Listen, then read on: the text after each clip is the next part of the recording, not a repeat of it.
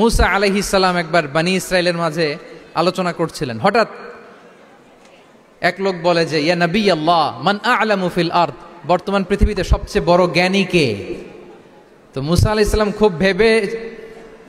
খুব বেশি ভাবনা চিন্তা না করে বলে ফেললেন আমি সবচেয়ে বড় জ্ঞানী। এটা ভুল বলেন নাই, কারণ যাকে আল্লাহ তাআলা ওহির জ্ঞানে ধন্য করেন তিনিই তো সবচেয়ে বড় জ্ঞানী। আমি সবচেয়ে বড় জ্ঞানী। তো আল্লাহ তাআলা এই রেসপন্সটা, এই আনসারটা পছন্দ করেন না। আল্লাহ তাআলা চাচ্ছিলেন মুসা আলাইহিস সালাম যদি বলতো যে আল্লাহই ভালো জানে বা আল্লাহু আ'লাম, আল্লাহই সবচেয়ে জ্ঞানী, এটা আল্লাহ পছন্দ করতেন।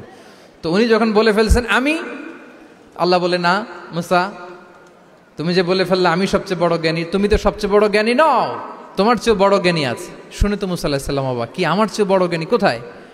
আল্লাহ বললেন ইযহাব ইলা মাজমাইল বাহরাইন, দুই সাগরের মিলনস্থলে যাও, ওখানে আমার এক বান্দা আছে ইসমুহু খদির। ওই খদির, যারে আমরা বাংলায় খিজির বলি আর কি, এই খিজির তোমার চেয়েও জ্ঞানী। আল্লাহু আকবার। আপনারা সূরা কাহাফের তাফসীর পড়লে জানতে পারবেন। গেলেন, নৌকার মধ্যে বসা, হঠাৎ একটা চড়ুই পাখি এসে সাগরের পানি খাচ্ছে। অনেক, to make the long story short, বড় স্টোরিকে আমি ছোট করে বলছি। দুইজন নৌকায় বসা, একটা চড়ুই পাখি এসে সাগরের পানি খায়। তো খিজির আলাইহিস সালাম বললেন মুসা, চড়ুই পাখিটা দেখতে পাচ্ছ? মুসা আলাইহিস সালাম বললেন হ্যাঁ দেখতে পাচ্ছি। চড়ুই পাখি যে পানি খেলো এইমাত্র, এটা দেখেছো? হ্যাঁ দেখেছি। পানি খাওয়ার কারণে চড়ুই পাখির চঞ্চুতে, মানে ঠোঁটে যে একটু সাগরের ছিটে ফোটা পানি লেগেছে, দেখেছো? মুসা আলাইহিস সালাম বললেন হ্যাঁ দেখেছি। তো খিজির আলাইহিস সালাম বললেন এই যে সাগর থেকে, মহাসাগর থেকে পানি খাওয়ার কারণে চড়ুই পাখির ঠোঁটে সামান্য সাগরের ছিটে ফোটা পানি যতটুকু ঠোঁটে লেগে আছে, এটা হচ্ছে তোমার, আমার আর মহাবিশ্বে আমরা যারা আছি সবার জ্ঞান। আর এই পড়ে থাকা মহাসাগরের পানি হচ্ছে আল্লাহর জ্ঞান।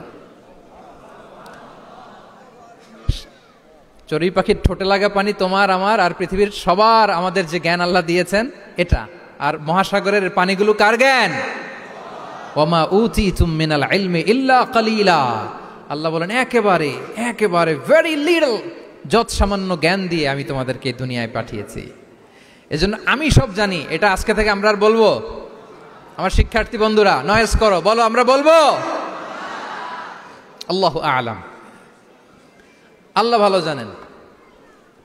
সাহাবাদের এই বৈশিষ্ট্য ছিল, ওনারাও বলতেন আল্লাহু ওয়া রাসূলুহু আ'লাম, আল্লাহ এবং আল্লাহর রাসূল ভালো জানেন। এবং আমাদের ক্লাসিক স্কলারদের এই বৈশিষ্ট্যটা ছিল, অনেক প্রশ্নের উত্তর ওনারা দিতেন না। আমাদেরকে তো প্রশ্ন করলে আমরা হুটহাট উত্তর দিয়ে দিই। অন অ্যান অ্যাভারেজে 10টা প্রশ্ন করলে ইমাম মালিক এর মধ্যে অধিকাংশ প্রশ্নের উত্তরে বলতেন আনা লা আ'লাম, আমি জানি না।